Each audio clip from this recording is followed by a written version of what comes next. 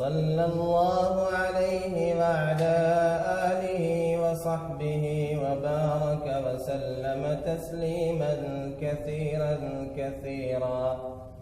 أما بعد فأعوذ بالله من الشيطان الرجيم. بسم الله الرحمن الرحيم. ولما وقع عليهم الرجز قالوا يا موسى ادع لنا ربك بما عهد عندك لئن كشفت عنا الرجز لنؤمنن لك ولنرسلن معك بني إسرائيل. صدق الله العظيم.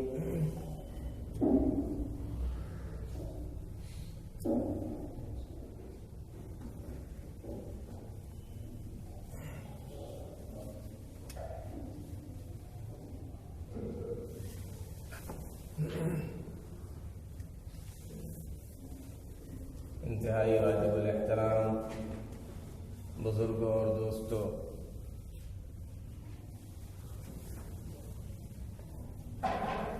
اللہ رب العزت والجلال نے انسانوں کو اشرف المخلوقات بنایا، کائنات کی چیزوں کو اس کے لیے مسخر کر دیا، دنیا کی چیزوں کو گویا اس کے تابع بنا دیا، اور اللہ تعالیٰ نے چیزوں کے اشیاء کے استعمال کے لیے رہنمائی بھی فرما دی کہ اشیاء سے اور چیزوں سے تمہیں کیسے فائدہ اٹھانا ہے۔ اللہ تعالیٰ نے اس کے لیے حواس سے خمسہ دے دیے۔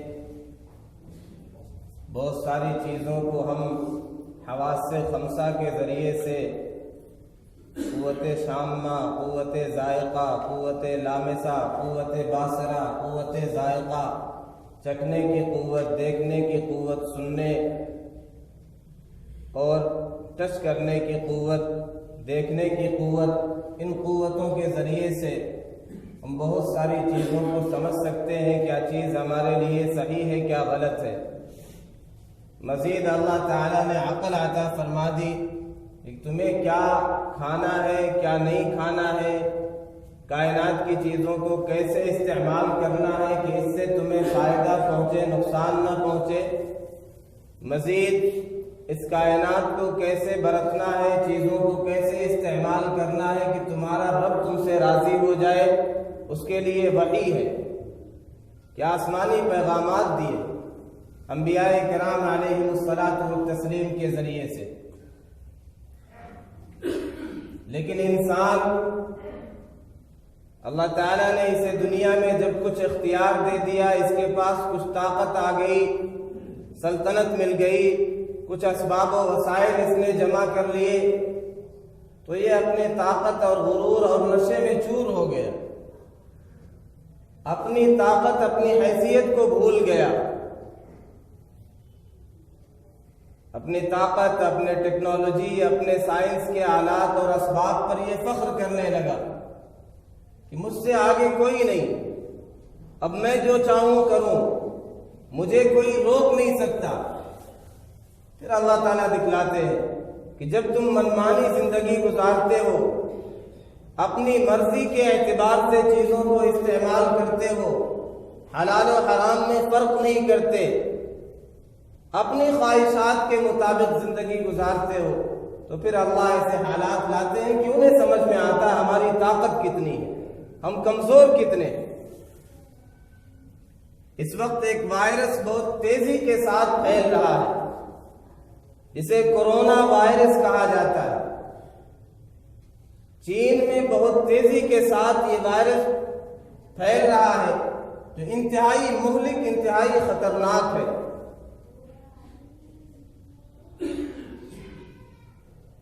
اس وائرس کے متعلق 1960 میں دریافت ہوئی تھی۔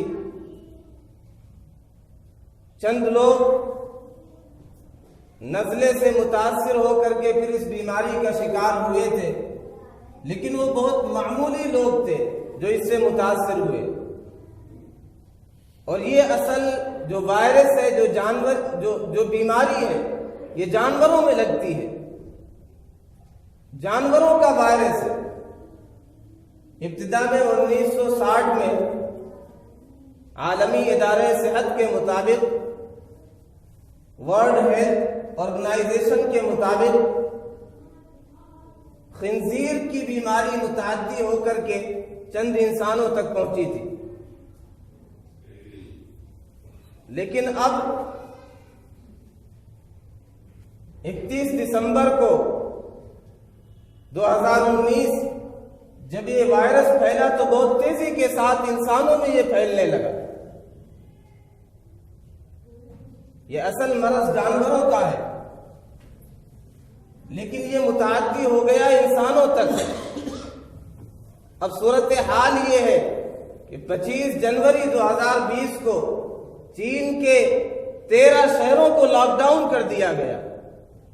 نہ کوئی باہر کا شخص اندر جا سکتا ہے، نہ اندر والے باہر جا سکتے ہیں.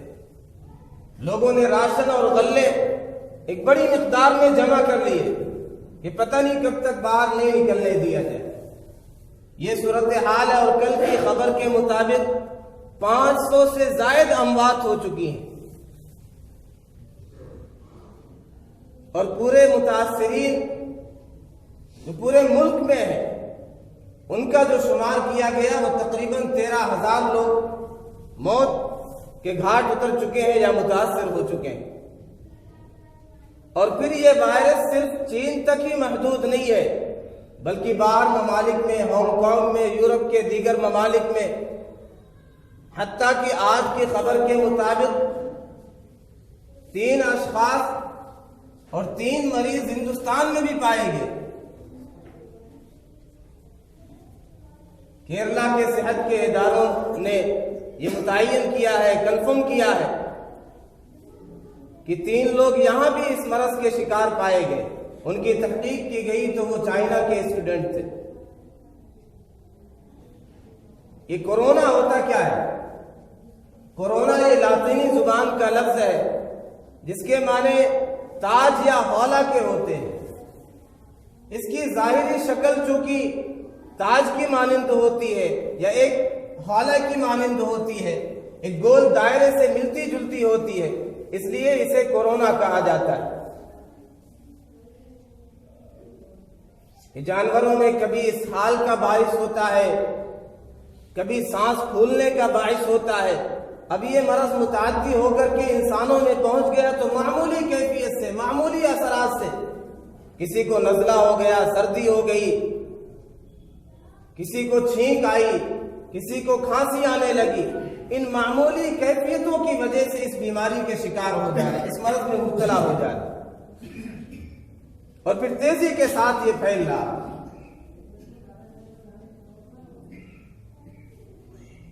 تو اللہ تعالیٰ دکھلاتے ہیں تاکہ تمہیں معلوم ہو تمہاری حیثیت کیا ہے.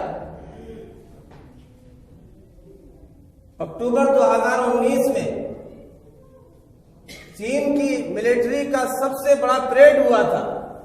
اس وقت وہاں کے صدر نے کہا تھا کہ ہمیں کوئی طاقت، no force can stop Chinese people from marching forward. دنیا کی کوئی بھی طاقت چائنا کے لوگوں کو، چائنیز نیشن کو آگے بڑھنے سے نہیں روک سکتی. تو انسان بھول جاتا ہے کہ ایک آلمائٹی اللہ بھی ہے، ایک سپریم پاور طاقت بھی ہے جو سب سے اوپر ہے. پھر اللہ دکھلاتے ہیں تمہیں اپنی طاقت پر، ٹیکنالوجی پر، تمہیں اپنے پروڈکٹ پر، اپنی ترقی پر بڑا ناز ہے. دیکھو تم کتنے کمزور ہو. اب اس وائرس کے لیے کوئی ویکسین سمجھ میں نہیں آ رہی، کوئی اس کا متبادل الٹرنیٹ نہیں سمجھ میں آ رہا، کیسے اس کا علاج دریافت کیا جائے. اور ماہرین کا کہنا ہے کہ 3 مہینے لگ سکتے ہیں اس کی ویکسین دریافت کرنے میں، اس کا طریقہ علاج دریافت کرنے میں، پھر اسے لوگوں تک پہنچانے میں سالوں لگ سکتے ہیں. جس سے لاکھوں لوگ اتنی مدت میں متاثر ہو سکتے ہیں اس بیماری سے.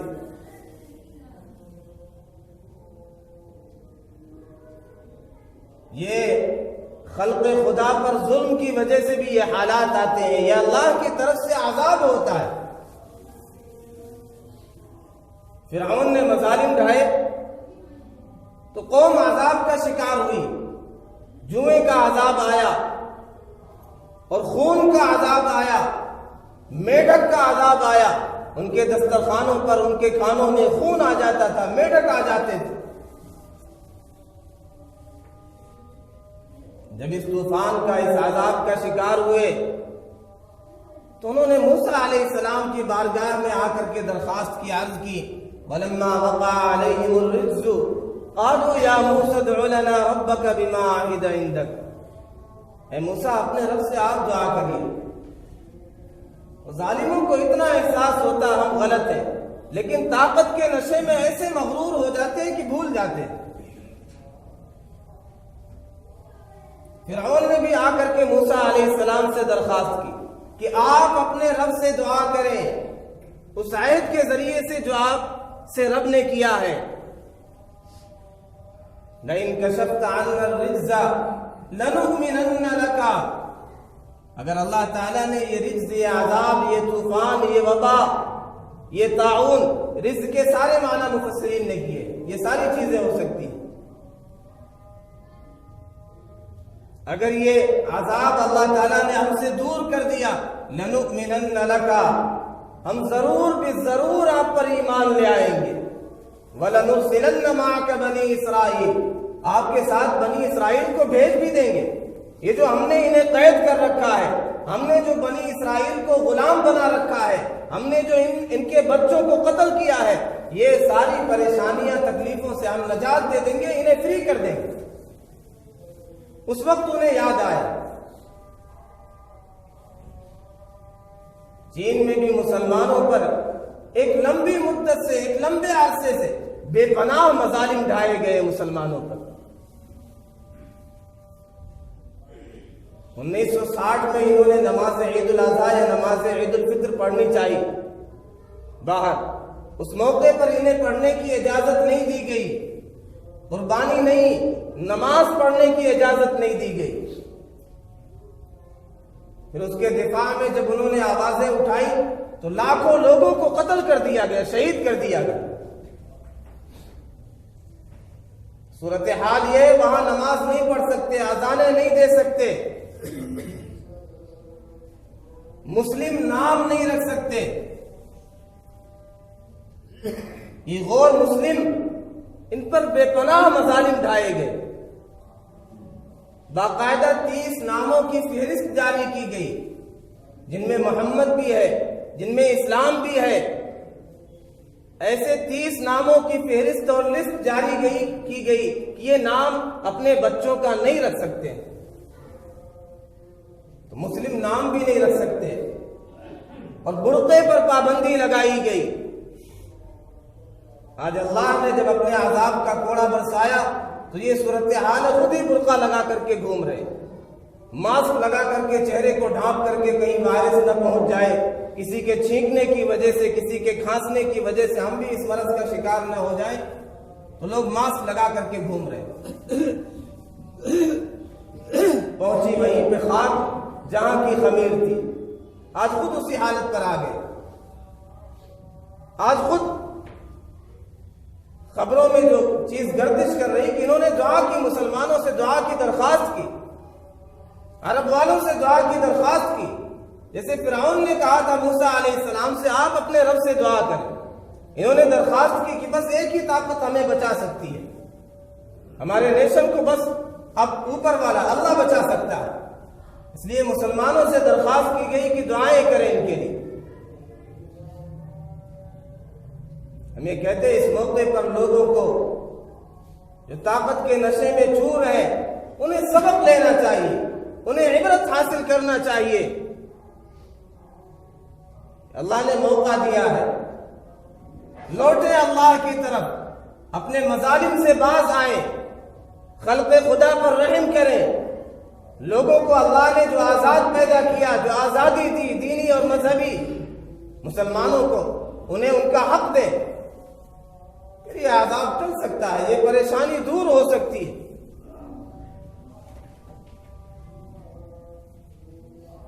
لیکن وہی حالت جو پہلے قوموں کے ظالموں کی تھی، جب عذاب ٹلا تو فرعون اس کی قوم پھر اسی حالت پر آ گئی۔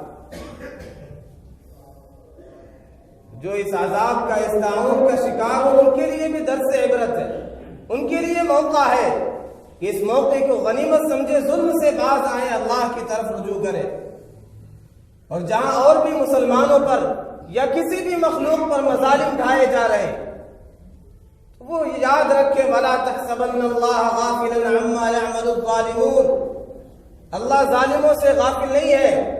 ظالم لوگ اللہ کو غافل مت سمجھیں، اللہ کی طاقت سب سے بڑی طاقت ہے۔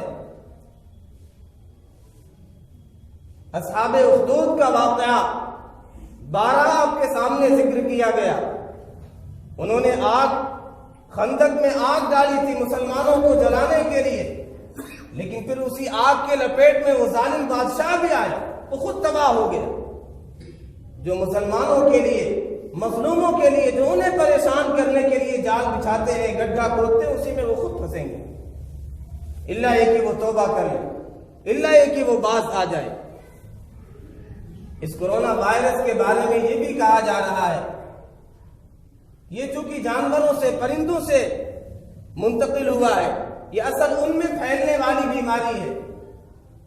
تو ماہرین کا کہنا یہ ہے کہ یہ چونکہ ایسی قوم ہے کہ ہر چیز کھا جاتے ہیں، ہر طرح کے جانور، سانپ ہے، بچھو ہے، حتیٰ کہ خنزیر، بندر، سب کچھ کھا جاتے ہیں، اور یہ چمگادڑ کا سوپ بنا کر کے پیتے ہیں، اسے استعمال کرتے ہیں، چوہوں کو کھا جاتے ہیں۔ تو ماہرین کا کہنا یہ ہے کہ یہ چمگادڑوں کی وجہ سے، انہیں کھانے کی وجہ سے، ان کا سوپ بنا کر کے پینے کی وجہ سے یہ مرض کا شکار ہوئے۔ اللہ تعالیٰ نے عقل دی، اللہ تعالیٰ نے وحی کے ذریعے سے تعلیمات دی کہ تمہیں کیا کھانا ہے۔ اللہ تعالیٰ نے تمہیں تنگی میں نہیں ڈالا کچھ پابندیاں لگا کر کے۔ آزادی کا یہ مطلب نہیں ہوتا ہے کہ آدمی کو جانور بنا دیا جائے، جو چاہے مرضی کھاتا رہے، ایک بالش پیٹ کے لیے، سب کچھ بس اسی پیٹ کے لیے، جو سمجھ میں آیا، جو دل نے چاہا، بس اسے کھانے کے لیے تیار ہو گئے۔ آپ نے فرمایا اسراف یہی ہے، کلوا واشربوا ولا تسرفوا، اللہ نے اجازت دی، کھاؤ پیو، مزے اڑاؤ، دنیا کی زندگی سے لطف اندوز، لیکن ایک حد ہے، ایک اعتدال ہے، ایک لمٹ ہے۔ جو من میں آیا، جو خواہش ہوئی، جو جی نے کہا، بس اسے ہی کھانے لگو۔ شریعت نے یہاں پہ روک دیا ہے، حد بندی کر دی ہے۔ یا ایھا الذین آمنوا کلوا من طیبات ما رزقناکم، جو اللہ نے پاکیزہ رزق دیا ہے، پاکیزہ رزق بے شمار ہے، حلال جانوروں کی ایک بڑی تعداد ہے۔ یحل لهم الطیبات ویحرم علیہم الخبائث، اللہ نے پاکیزہ رزق کو، پاکیزہ جانوروں کو، پاکیزہ چیزوں کو تمہارے لیے حلال کر دیا، اور جو خبائث ہیں، جو گندے ہیں، انہیں حرام کر دیا۔ تو حرام چیزوں سے بچو۔ یہ سانپ، بچھو، یہ جانور، یہ درندے، شریعت میں ان کے کھانے سے روک دیا گیا، لیکن یہ ساری چیزیں کھاتے رہے، سانپ بھی کھائیں، بچھو بھی کھائیں، سب کچھ نگل جائے، چھوٹی سے چھوٹی بیماری بھی آپ کو نگل سکتی ہے ان چیزوں کی وجہ سے۔ اور اگر کھانے میں احتیاط کریں، آپ نے فرمایا الوقایۃ خیر من العلاج، prevention is better than cure, پرہیز کرنا، اپنے ہاتھ پر قابو رکھنا، اپنی زبان پر قابو رکھنا، پرہیز کرنا، یہ علاج سے بہتر ہے۔ صحابہ کے علاقے میں کوئی حکیم گئے، سال 2 سال تک رہے، کوئی کسٹمر ہی نہیں آیا، کوئی مریض ہی نہیں آیا۔ انہوں نے تحقیق کی، معلوم ہوا کہ یہ وقت پر جب بھوک لگ جاتی ہے تبھی کھانا کھاتے ہیں، اور 3 حصہ کر کے کھانا کھاتے ہیں۔ ایک حصہ کھانے کے لیے، ایک حصہ پینے کے لیے، پانی پینے کے لیے، ایک حصہ سانس کے لیے، تو 1/3 ہی کھاتے ہیں۔ اب تو لوگ کہتے ہیں اگر اتنی جگہ ہے تو پانی کم پیو اور ہی کھانا کھا لیں گے۔ اس میں اس طرف بھی اشارہ ہے کہ پانی بھی ٹھیک ٹھاک مقدار میں پیا کرو۔ آقا صلی اللہ علیہ وسلم نے ارشاد فرمایا المؤمن یأکل فی معۃ واحدہ، مومن ایک آنت میں کھاتا ہے، والکافر یأکل فی 7 امعاء، کافر 7 اتڑیوں میں کھاتا ہے۔ اس میں اس طرف اشارہ کیا گیا کہ ایمان والے کی شان یہ ہونی چاہیے کہ خوردن برائے زیستن نہ ہو، جینا اور زندگی صرف کھانے کے لیے نہ ہو کہ جو مرضی پیٹ میں بھرتا چلا جائے، اتنا کھائے کہ گزارا ہو سکے، اتنا کھائے کہ جی سکے، عبادت کر سکے، اپنے جسم کا حق ادا کر سکے۔ تو حرام چیزوں کو، ان جانوروں کو، ان درندوں کو، ان حشرات الارض کو حرام کر دیا گیا، اللہ نے محفوظ رکھا ہمیں۔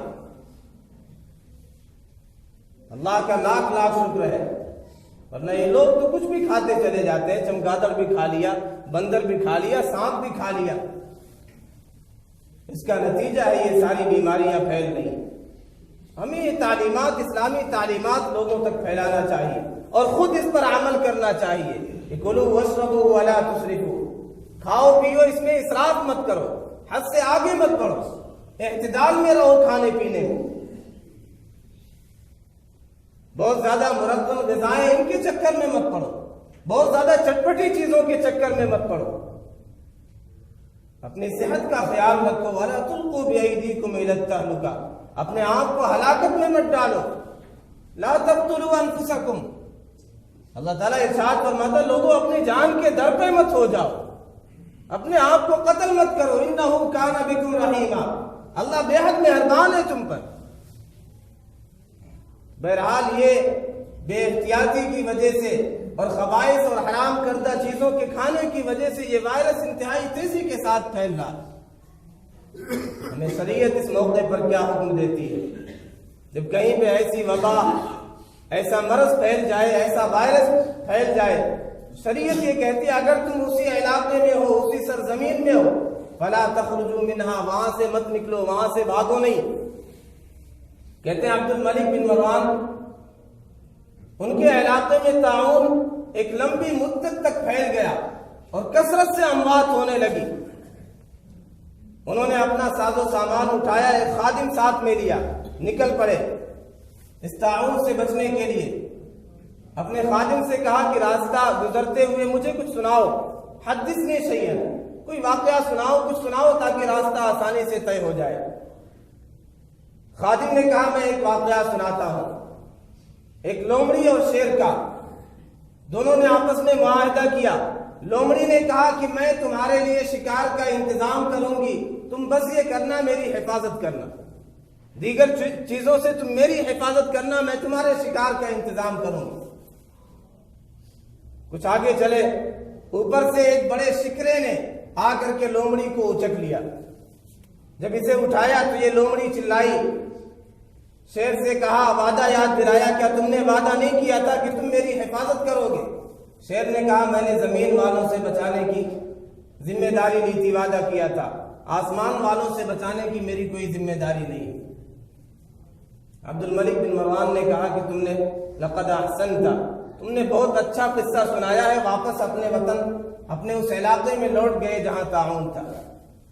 کہ آسمان والے سے کون بچا سکتا ہے؟ اللہ کی تقدیر سے کہاں بھاگ سکتے ہو؟ ہاں، حدیث میں آقا نے یہ بھی ارشاد فرمایا کہ اگر کسی اور علاقے میں ہے، تمہارے علاقے میں نہیں ہے، تو تم اس بستی میں جاؤ بھی مت۔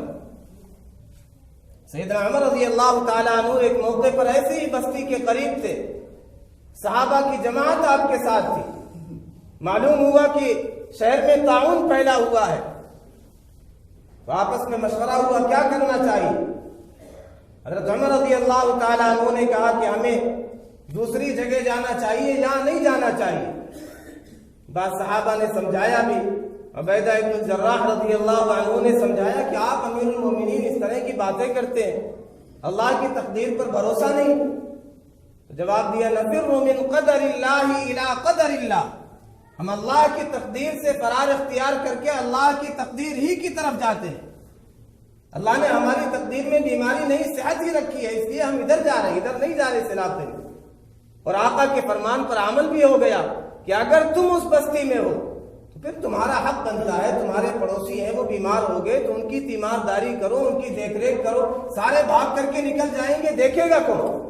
اور پھر یہ بھی ممکن ہے جیسا کہ آج سائنس نے تحقیق کی، آقا نے اسی وقت کہہ دیا تھا کہ یہ لوگ نکل کر کے جائیں گے تو دوسرے شہروں میں بھی یہ چیز منتقل ہو سکتی ہے، یہ بیماری. آپ نے فرمایا فلا تخرجوا منها، اگر تم اس علاقے میں ہو تو اس بستی سے مت نکلو، دوسری جگہ ہو تو وہاں سے بھاگ کر کے اس بستی میں جاؤ بھی مت، اپنے آپ کو ہلاکت میں ڈالو بھی مت. اور اگر کوئی تمہارے آس پڑوس میں تمہارا اپنا کوئی اس بیماری کا شکار ہے تو پھر اس پر رحم کرو.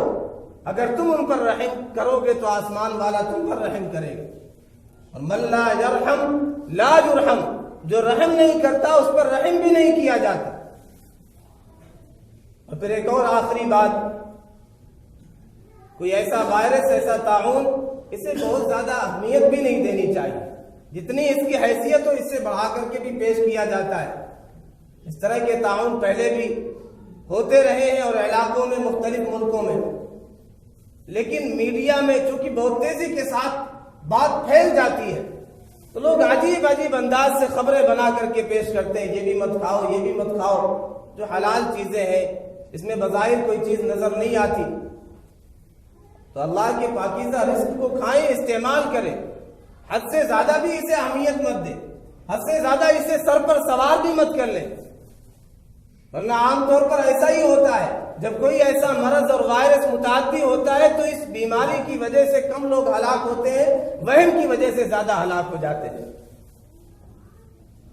کہتے ہیں ایک شخص کی طاعون سے ملاقات ہوئی، وہ کسی شہر کے دروازے پر داخل ہونا چاہ رہا تھا. رأى رجلا الطاعون، اس نے طاعون سے پوچھا کم ستقتل رجلا، کتنے آدمی کو مارو گے، قتل کرو گے؟ طاعون نے کہا 10,000، 10,000 کو قتل کروں گا. ایک مدت کے بعد اس آدمی کی پھر ملاقات ہوئی طاعون سے. آدمی نے کہا تم نے تو وعدہ کیا تھا کہ 10,000 ہی قتل کرو گے، 10,000 ہی کو مارو گے، یہاں تو 50,000 مر گئے، شہر میں 50,000 موتیں ہو گئی. طاعون نے جواب دیا قتلت 10,000، میں نے تو 10,000 کو قتل کیا، ولیکن 40,000 قتلتهم الوهم، انہیں وہم نے مار دیا. وتصورهم المرض، ان کے مرض کے تصور نے انہیں مار دیا. وہ جو ایک خوف سوار کر لیا تھا، ایک وہم ہو گیا تھا، ایک تصور ہو گیا تھا کہ یہ وائرس شاید مجھ میں بھی آ گیا ہے، اس بیماری کا شکار شاید میں بھی ہو گیا ہوں. ایک خوف سوار ہو گیا، اس کے لیے پریشان ہے، ڈاکٹر کے پاس جا رہے ہیں، کہاں جا رہے ہیں؟ جیسے یہاں کا معاملہ ہے عام لوگوں کا، جن اور آسیب اور بھوت اور پریت اور کیا کیا چیزیں، وہمی اتنے لوگ ہیں یہاں پہ کہ شاید ہزاروں میں کسی ایک پر سوار ہو، لیکن 90% لوگ وہم کی وجہ سے، خوف کی وجہ سے شاید مجھ پر بھی سوار ہو گیا، کہاں کہاں پہنچ جاتے ہیں اللہ کی پناہ. تو اسے حد سے زیادہ سر پر سوار بھی نہیں کرنا ہے. اور یہ بھی یاد رکھیں اگر مقدر ہوگی بیماری پھر ہم بچ نہیں سکتے. اور آقا صلی اللہ علیہ وسلم نے ایمان والوں کے لیے کہا اگر کوئی اس مرض کا شکار ہو کر کے وفات پا جاتا ہے تو اس کے لیے شہید کا ثواب ہے. اس لیے جس بستی میں اگر کہیں پھیل جائے ایسا طاعون، ایسی وبا، ایسے امراض، ہیضہ ہے، چیچک ہے اور طرح طرح کے بخار ہے، وہاں سے اس علاقے سے بھاگنے کی ضرورت نہیں ہے. جو اس کے شکار ہیں ان کی مدد کریں، ان کا تعاون کریں، ان کی حالت پر رحم کریں، اور وہاں سے بھاگنے کی ضرورت نہیں ہے.